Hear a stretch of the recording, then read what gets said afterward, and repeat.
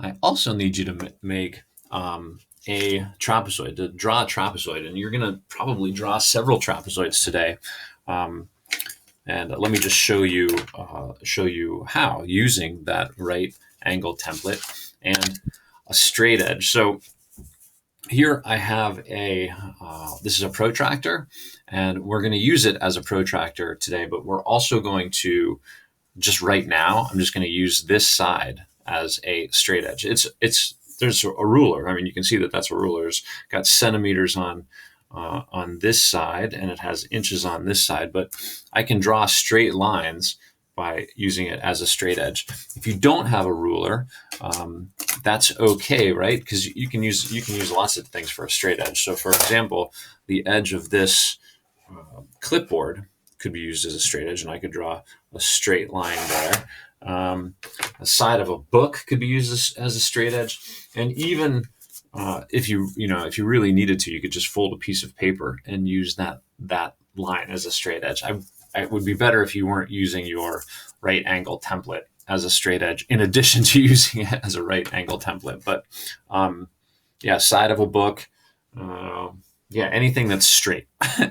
Okay, so we need to make a set of parallel lines, and this is pretty cool, and it's an important feature of a trapezoid. It is the key defining feature of a trapezoid.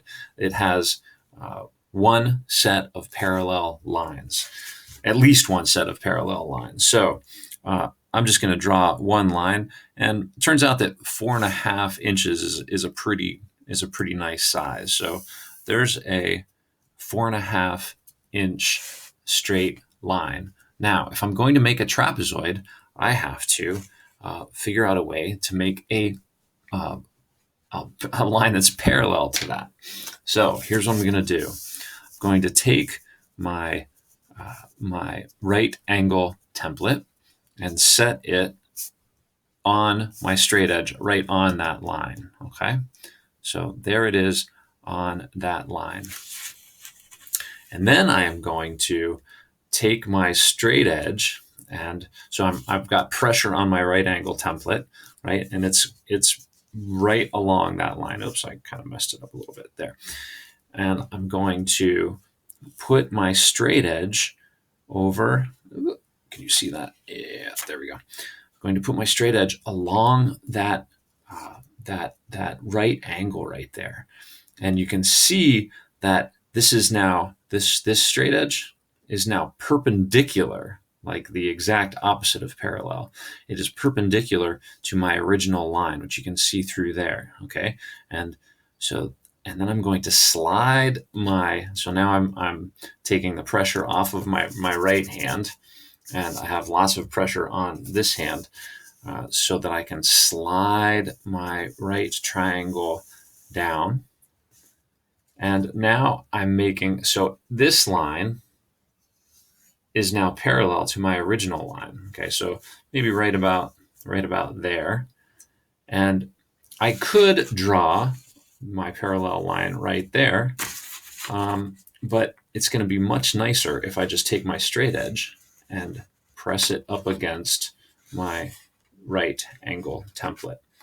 So something like that. So now I'm really putting pressure on my left hand. That's the one with the ring on it. And I'm taking this away, and I'm going to try to make another line that's about the same length as that one. It doesn't matter how long it is. It's still a straight line, and it's still parallel. Boom! Look at that. Now I have a really nice set of parallel lines. Really nice set of parallel lines. So again, how did I do that? I drew a line using a straight edge. So line, done. Then I held my right angle template against my straight edge, turn my straight edge, and now this is like a little, it slides back and forth. Turn my straight edge. My straight edge is now perpendicular to my original parallel line. I came down to about there. And now I turn my straight edge back, and take this away, and now I can take my right angle template away. Now I can make my other line. So I have a really nice set of parallel lines. So parallel lines. Oh, I'm not 100% sure I spelled that right. Parallel. P-A-R, yeah, one R. I bet that I did. I bet that I misspelled that. Multiple times yesterday. Parallel. All right, two L's, one R. Okay. All right, and then I'm going to use my straight edge and I'm just going to close this figure. So that is a straight line. That's going to be the side of my trapezoid. And then here is another side of my trapezoid. Okay, so this figure is a trapezoid.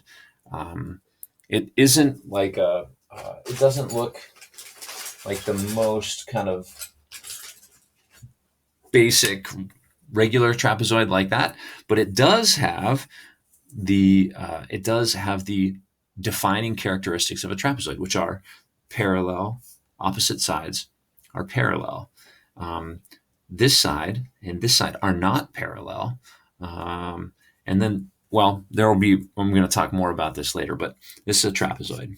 Okay, we have drawn a beautiful trapezoid. Now you should have this as well. You should have this trapezoid as well.